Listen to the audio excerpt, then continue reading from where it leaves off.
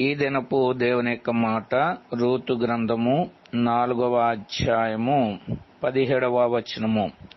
Naomi కొరకు కుమారుడు పుట్టెను.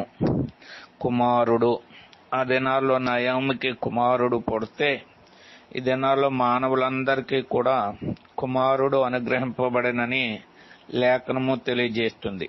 ఎందుకు ఈ కుమారుడు అంటే మానవుల పట్ల ఆశ్చర్యకార్యాలు చేసేవాడుగాను, మానవులకు ఆలోచన చెప్పేటువంటి వాడుగాను, బలహీనులైనటువంటి మానవులకు బలమిచ్చేటువంటి బలవంతుడైన దేవుడుగాను, మానవుల యొక్క జీవితంలో నిత్యము తండ్రిగా ఉండేటువంటి వాడుగాను, సమాధానం లేనటువంటి మనుషులకు సమాధానకర్తగా ఉండడానికి ఆయన లోకంలో మన కొరకు కుమారుడుగా అనుగ్రహింపబడినటువంటి వాడుగా ఉన్నాడు. కాబట్టి మనము కూడా కుమారుణ్ణి కలిగి ఉండి ఆయన